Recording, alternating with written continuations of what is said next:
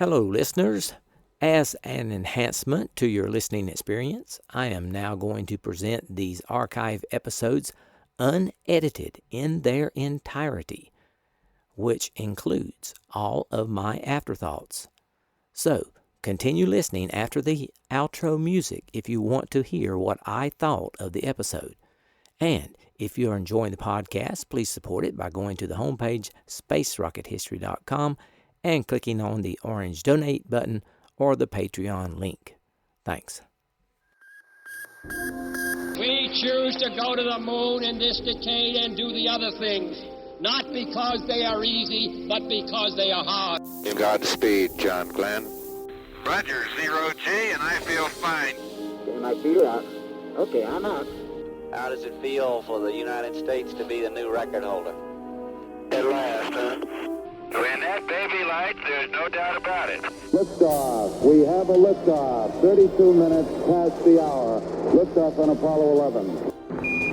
Houston, Tranquility Base here. The Eagle has landed. That's one small step for man, one giant leap for mankind.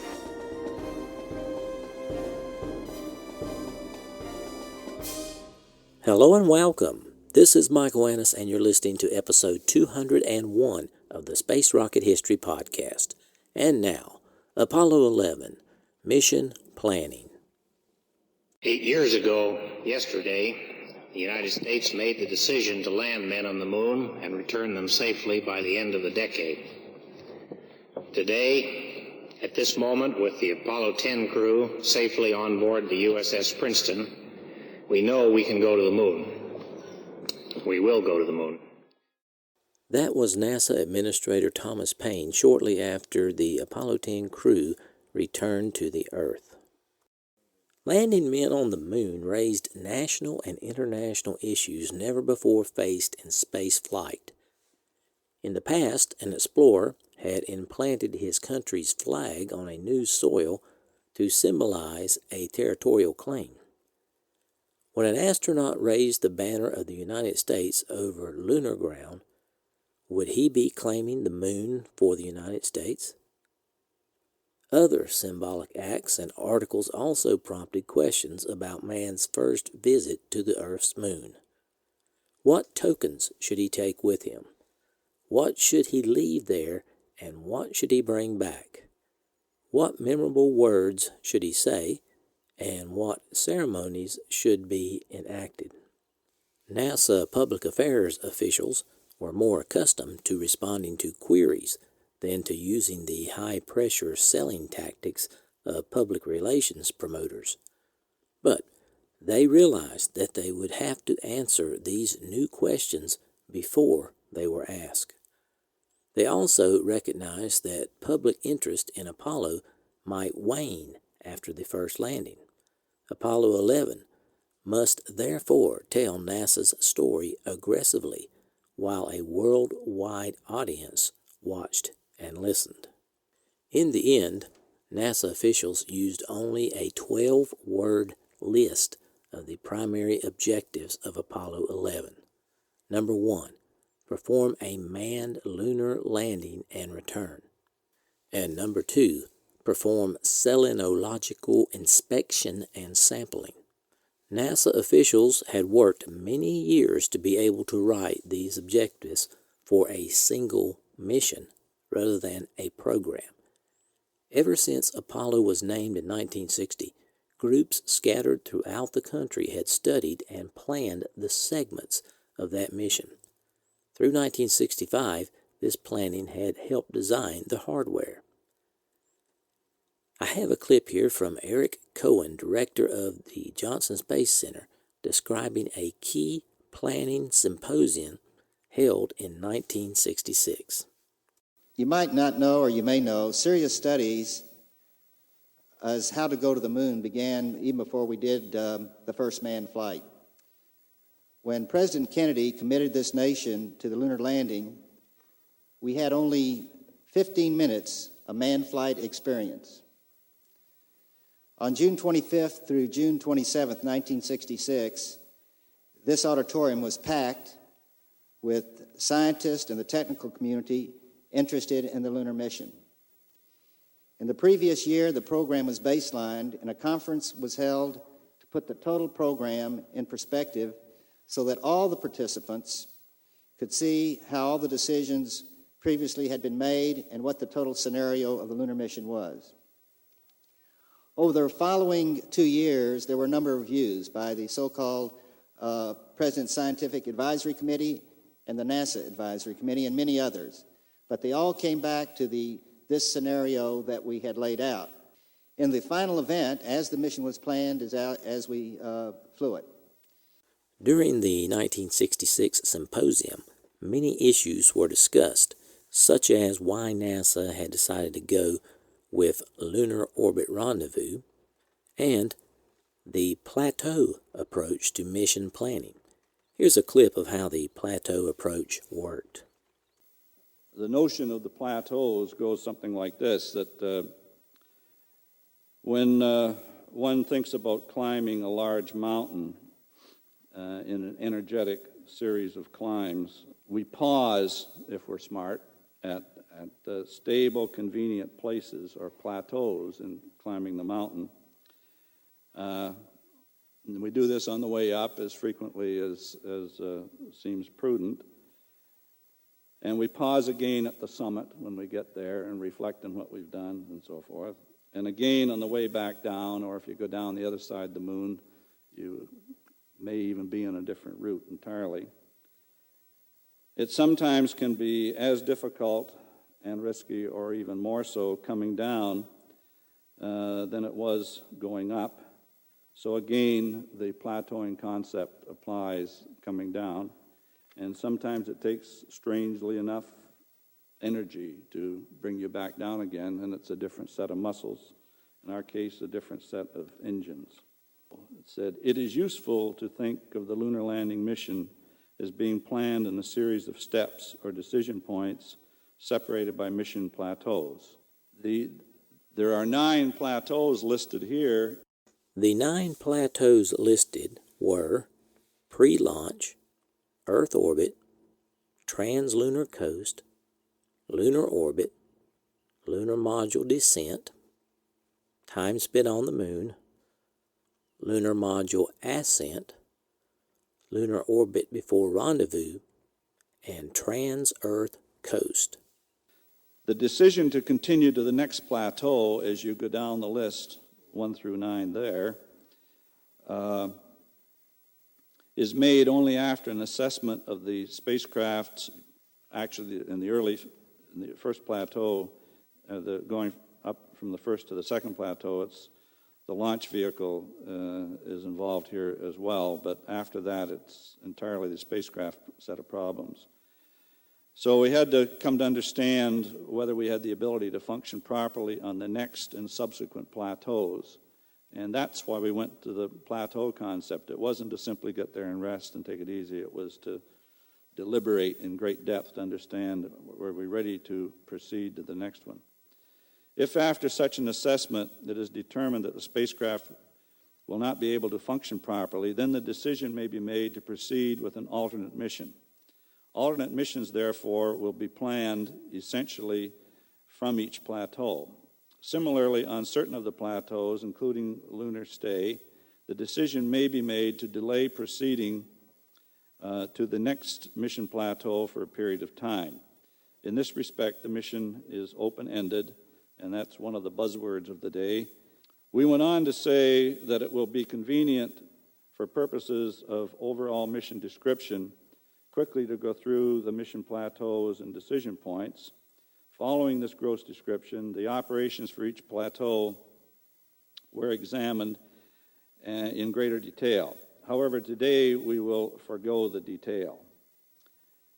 The endpoints of these plateaus represent major commit points in the lunar landing mission, and they're characterized by propulsive maneuvers. The way you got from one plateau to the next was by using some propulsion system, usually. And that is the plateau method. There were some unusual discussions at the symposium. For example, letting the S-4B impact on the moon. 4B stage, where we're going to let it land on the moon.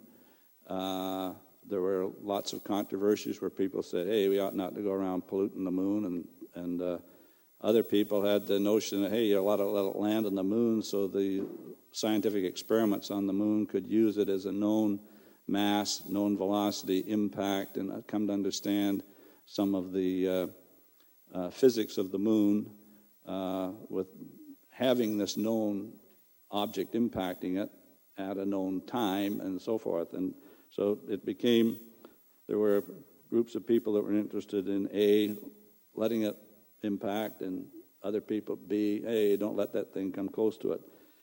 And we concluded that we ought not worry that much about it for this first mission. Let it impact if you want. Actually, there weren't any experiments that I know of at the time that could have taken advantage of it. And subsequently, we did indeed let it impact. Moving on now, with the exception of rework caused by the Apollo 1 fire in 1967, the mission planners had analyzed the spacecraft capabilities and used this information to draft the most minute details of the flight plan, which appeared in final form on July 1st, 1969, to be followed by Revision A 7 days later. The flight plan was over 350 pages. Chris Kraft's flight operations team in Houston designed and evaluated most of the mission techniques when the lunar landing flight became the letter G on the chart of progressive steps to land the first men on the moon. Rodney G. Rose had already presided over 21 monthly meetings on how the crew would operate when it reached its goal. The Rose team held 20 more meetings before being satisfied that it had done all it could to smooth operations for what turned out to be Apollo 11. The 41st and final session was held in April 1969 after a flight operations plan had been issued to outline in detail the duties and actions to be performed at precise times. Rose's team served two specific purposes. First, its members were observers, acquiring and passing on information about the spacecraft, about flight crew operational procedures, tried and either adopted or rejected, and about engineering and development progress in qualifying the suit and the backpack for the lunar walk. Second, the committee served as a forum before which the mission planning and analysis team could air computer-checked trajectories and techniques that affected the interactions of hardware, crew, and fuel. Mission planners relied not only on theoretical plans run through the computers, but also on actual experience. Apollo 8, for example, needed only 2 periods of onboard navigation during translunar and trans-Earth coasting, rather than the 10 previously planned for. I have a clip from Pete Frank, who was in charge of Mission Analysis Branch. Mr. Frank explains about the complexities of trajectories and launch windows. So trajectory considerations really dominated our mission planning activity, and it has to do with the launch window determination. The injection onto the trajectory out to the moon occurred at a position about like this on this side of the Earth.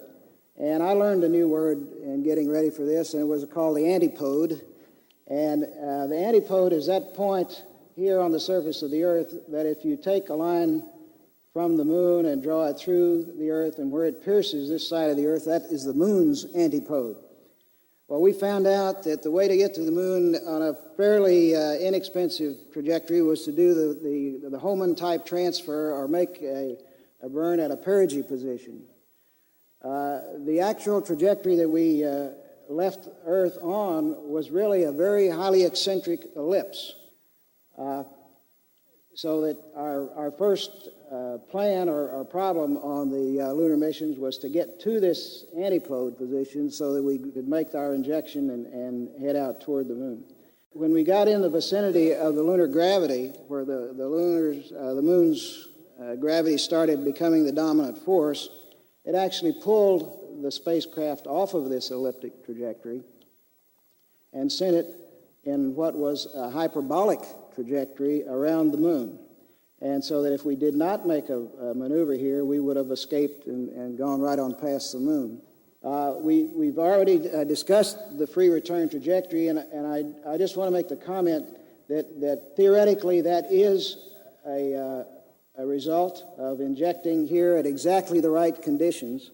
But when you're adding something like 10,000 feet per second to your velocity, and you need to make that accurate to within a very small fraction of a foot per second in order to achieve this, from a practical standpoint, it just couldn't be done, or you couldn't guarantee it. So there was theoretically this free return trajectory, but in actual practice, it wasn't something that we could count on. However, because it was such a sensitive trajectory, it took very small mid-course corrections out here to bring it back into the free return, and that freed us up from having to guarantee that the service propulsion system would work, because that was the main engine that was used from here on out. So our problem then was to get off of the pad at the Cape and rendezvous with this antipode, and that was another reason why Earth orbits were a big help, because they helped give us a launch opportunity, a launch window. And at launching at different times, you can see that we would take different launch azimuths to pass over the antipode so that we could do the translunar injection. The constraints on the launch azimuth, due to range safety considerations, kept us from launching any further north of due east than 72 degrees, and any further south of due east of 108 degrees. So we had about a 36-degree spread of launch azimuths that we could use in order to provide us with a launch window as we were targeting or tracking this antipode and the Earth's rotation. Now, as the antipode moves across, then as it approaches this point, then we could launch and meet up with it here. If we had some problem that we were holding on the pad and we could not get the launch off on time, then we could still sit there in a hold condition and trace this targeting across here until it had got to this point, at which point the window closed because we couldn't launch on an azimuth down in here. This was on the order of a 4-hour time span here.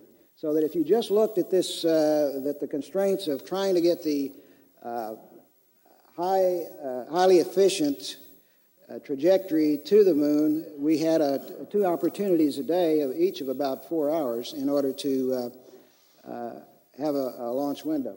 So that sounds really good. But that's only the first constraint that we were dealing with. But so now our 24-hour day is shrunk to a couple of 4-hour periods. Or maybe it was Joe. I mentioned this sun elevation constraint of 7 degrees to 20 degrees.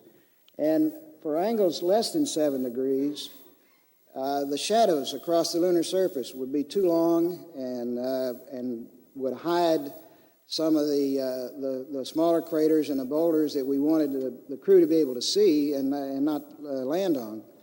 So we were given a constraint of that the sun angle must be above 7 degrees, or it's going to have too many shadows for good visibility.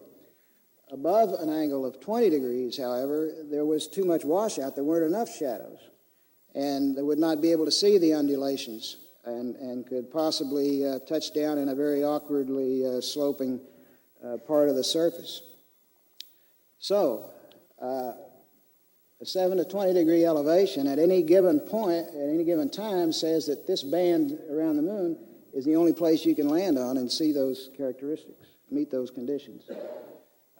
And this sunrise terminator here, this is the shadow of the dark side, and the sun being over here, it moves across the lunar surface at this rate of about 15 degrees per day. So it says, you subtract that, you got 13 degrees. So on any one landing site is probably or guaranteed to only be available to you 1 day a month. So now it's starting to really tighten down on what our launch opportunities were. This summarizes the launch opportunities for a set of sites that were just called Orbiter B sites. There was another set that gave a different launch opportunity characteristics for the year. This is for the year of 1969. Dr. Kraft threw another constraint in on us that he didn't want us launching before sunrise or after dark at the Cape, so that drew a line here that cut off anything outside of those periods. So in January, we really had no opportunities at all. There was some amount coming in February, and then throughout the rest of the year, we had 3 days until you get into December again, in which we could launch.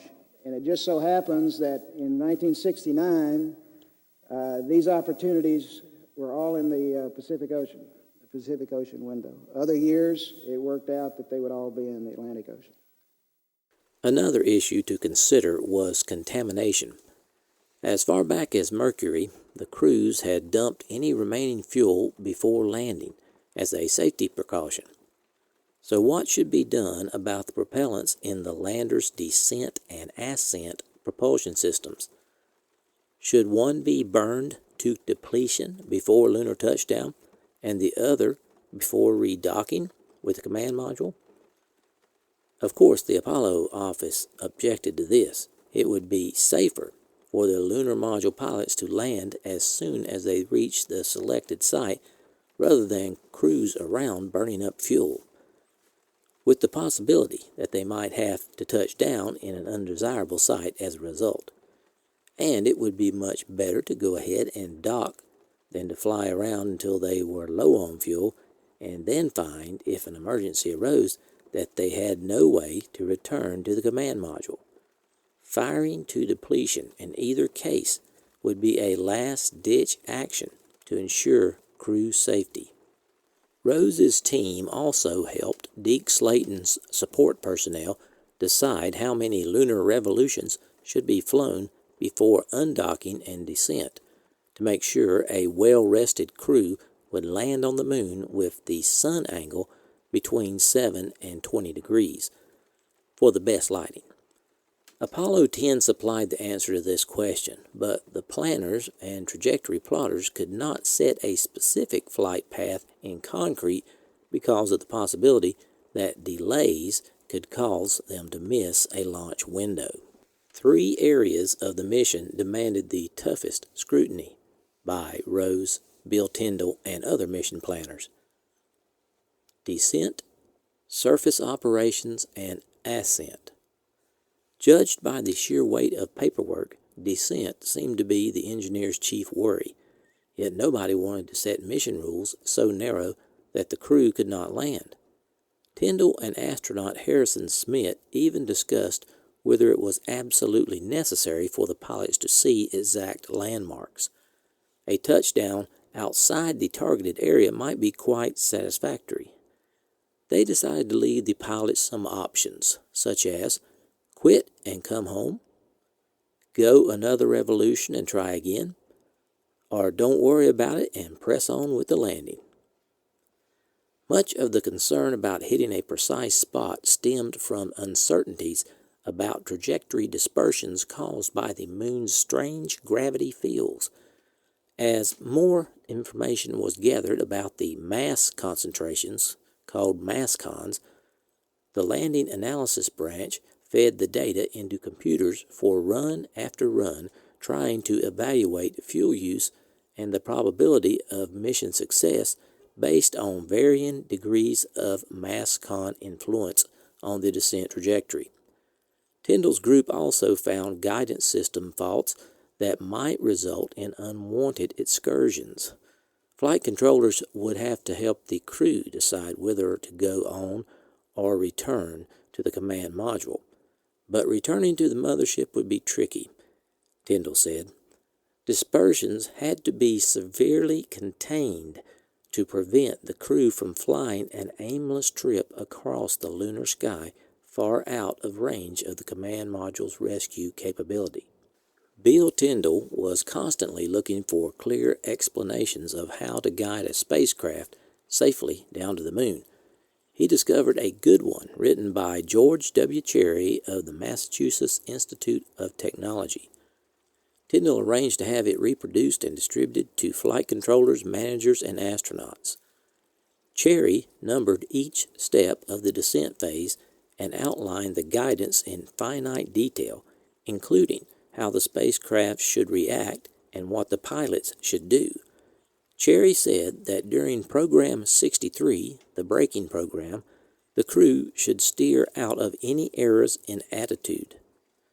During Program 64, as the lander tipped over to give the crew a first look at the landing site, the thrusters that turned and tilted the spacecraft should be carefully checked to make sure they were working properly for the landing. From there to touchdown, Programs 65, 66, and 67, a maze of procedures would take the pilots through the most critical step in the mission. When the Sea of Tranquility appeared the possible target for Apollo 11, Tyndall alerted planners to some unusual conditions in that location. Although the lunar module would begin its descent from an orbit station 18,300 meters above the mean surface of the Moon, its altitude above the landing zone would be much less than that. Tranquility, he said, was 2,700 meters above the mean average and even more in its hilly area, so the landing approach would start low. Moreover, it would be uphill because there was a 1% upward grade in the direction of the flight path. These numbers, too, were fed into the computers to check the crew's responses as they flew the trajectories in the Lunar Module Simulator. All through June and early July, memorandum and notes about descent propellant margins, use of guidance system, and even the views to be seen out the windows continued to flow. There were several lunar surface worries. What if the vehicle landed at an angle? That possibility did not concern the planners very much because the lunar module was designed to take off with as much as a 30-degree list. But the guidance system did not know that. In flight, the attitude thrusters fired automatically to keep the lander on an even keel, and they would do the same thing on the ground. But nobody wanted these engines to fire while on the lunar surface. The crew was told to cycle the guidance switches to the off and then to attitude hold to prevent the thrusters from doing their programmed job. The 2 hours after landing were critical. The pilots, who would act as their own launch crew, had to go through a countdown after landing to be prepared to leave the Moon in a hurry if anything went wrong. They would do the same thing the last 2 hours before their scheduled departure.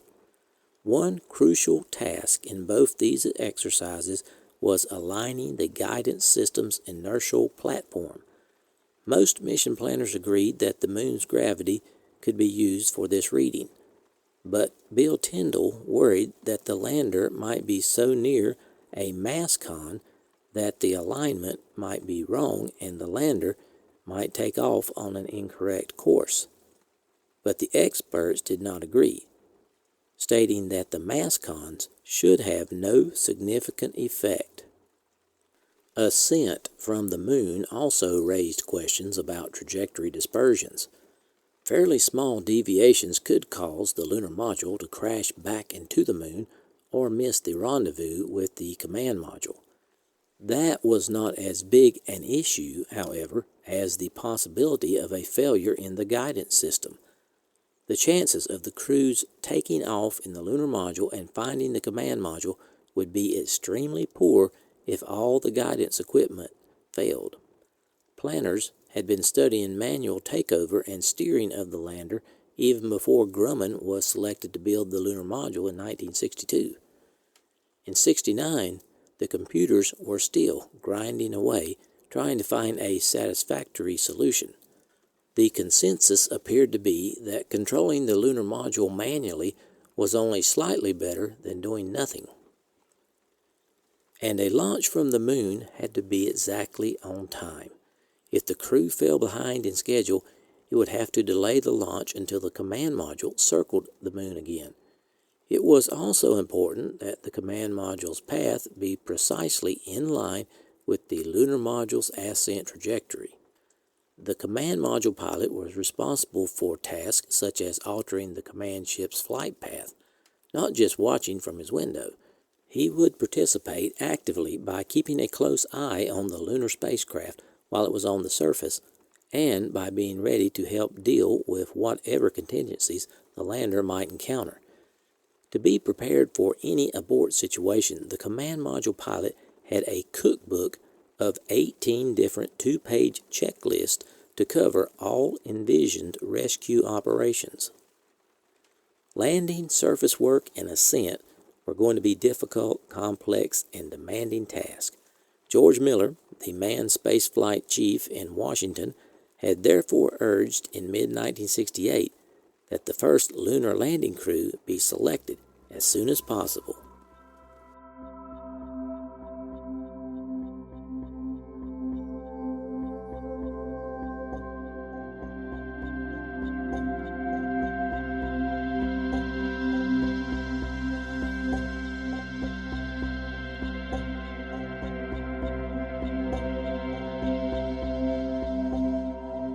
Salutations from the Sunshine State. This is Michael Annis, your host, and I wanted to say thanks for listening to episode 201 of the Space Rocket History Podcast entitled Apollo 11 Mission Planning. I want to give a big shout out to all my long-time listeners. Thanks for staying subscribed, and extend a warm welcome to my new listeners. I'm glad you're here.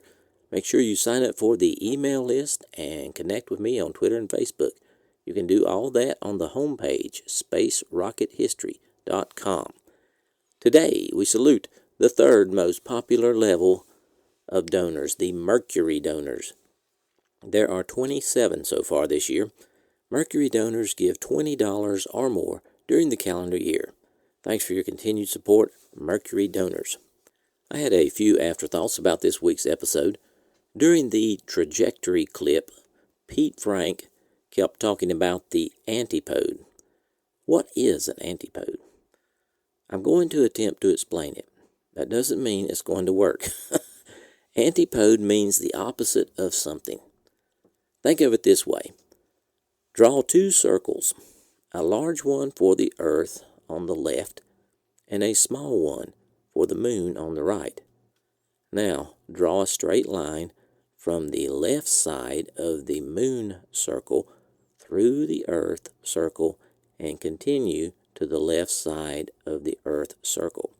The antipode will be the point that intercepts the left side of the Earth circle. Admittedly, that was a little confusing. So, if you want to clear things up, visit the post for the episode on Space Rocket History website, and I have a picture there that may clear things up just a bit. Pete Frank wasn't kidding when he said that the trajectories were the most limiting factor on the Apollo 11 mission. There were restrictions on azimuth. They wanted to hit the free return trajectory. They wanted to make sure that the sun was between 7 and 20 degrees during the landing. Then there was the moon's daylight terminator, the landing sites that they had selected, and of course Chris Kraft at the end came in and did not want to launch in the dark. So, there were very few launch windows available during 1969. Pretty soon, all this mission planning will be put to the test. Do you think the mission planners have done a good job? We will find out together. I was pleased to receive several donations to support the podcast over the past week. Jason C. from Australia donated at the Orion level. Thank you, Jason. Austin O. donated at the Orion level also. Thank you, Austin. Chris N. from the UK donated at the Apollo level and earned his rocket and moon emoticons, or emojis if you prefer. Joaquin O. donated at the Vostok level. Ron B. increased his pledge on Patreon to the Soyuz level. And Mike N. pledged on Patreon at the Mercury level and earned his rocket emoji. We are now at 101 Patreons. We're finally up to 3 digits. We reached 101 Patreons before episode 201. I appreciate that very much. Thank you so much, donors, for stepping up to that challenge. I really appreciate it. Now, the question is, can we maintain a minimum triple digits? Will we reach 150 Patreons by the end of the year? Our overall number of donors is at 135, with a goal of reaching 300 by the end of the year. For those of you who have not donated yet in 2017, it is not too early and it is not too late. Please keep in mind Space Rocket History is entirely listener supported, and I depend upon your financial support to keep the podcast going. If you're enjoying this content that I'm providing for you and can afford to help, please consider doing so. Keep in mind, you don't have to donate much. You can make a one-time $10 donation at the Vostok level, or sign up with Patreon for $1 donations per month, sort of like a voluntary subscription. All donors are rewarded with their name on the donors page on the website, spacerockethistory.com, based on their donation level. Second-year donors receive the coveted rocket emoji, third-year donors receive the treasured moon emoji, and fourth-year donors receive the sought-after satellite emoji next to their name on the donors list. I was pleased to see the podcast receive several new 5-star ratings on iTunes over the past few weeks. I would like to thank the JSO G. Krantz. Do you think it's really Gene Krantz? Ravage Soul 27. And the next one, I'm really at a loss of how to pronounce that. EIURHDNDHEIE. Thank you very much. I just didn't want to blow the pronunciation, so I didn't say it. So I spelled it for you. Thanks so much for doing the kind reviews and the all-important 5-star rating. There were 2 anonymous ratings, and I want to thank whoever did that as well. Really appreciate you taking the time to give the podcast a 5-star rating.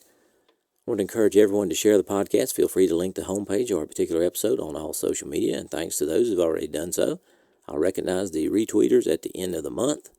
And this is the end of content for this episode. You are welcome to stay and listen to my off-topic thoughts if you want.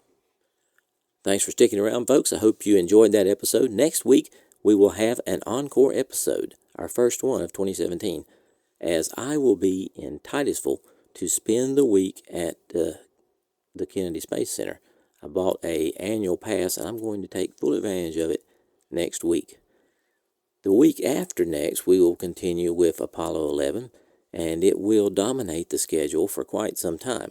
I plan on giving a very detailed coverage of the most important mission yet.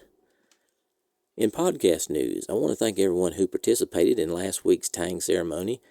Mrs. SRH and I both had a really good time doing that, and I hope you enjoyed it too. Now, a word for new listeners. The question comes up occasionally, how do I select what I cover in each episode of the podcast? This is how it works. The podcast is a timeline. In 2013, I started with episode 1 that occurred in ancient time, and now, 4 years later, I have progressed to the year 1969. For each year, I try to cover the most significant events that occurred. So it is a sequence of events. After I cover 1969, I plan to move on to 1970, etc. Okay, hope that's clear. In podcast news also, February was a good month for downloads. I think it was the 4th or 5th highest month so far. In February, the podcast was downloaded by 98 countries around the world. These are the top 10 countries. U.S., Germany returns to the 2nd position. UK drops to 3. Australia, Canada. Sweden continues at 6th place. New Zealand jumped all the way up to 7. France moved up to 8. Ireland dropped down to 9. And Brazil came in at number 10. Thanks for listening. I appreciate it. In personal news, as I mentioned before, I have made it to the Sunshine State, and I'm trying to see a launch in person. I was going to last week, and they rescheduled the March 8th launch. So early on Tuesday morning of this week, actually about midnight, we traveled to see the Falcon 9 EchoStar launch that was going to go off at 1:34 a.m. in the morning. It was about an hour and 15-minute drive from the campground I'm at, and we got there and picked out a space to park the truck on the causeway, and I got so excited. I had the truck parked so I could see the launch out of my windshield. No one was in front of me. It was perfect. I could see the vehicle assembly building too. And then, bad stuff started to happen. My wife opened the door on the truck and the wind pulled it out of her hand. And my first thought was, oh no, it's going to be too windy to launch.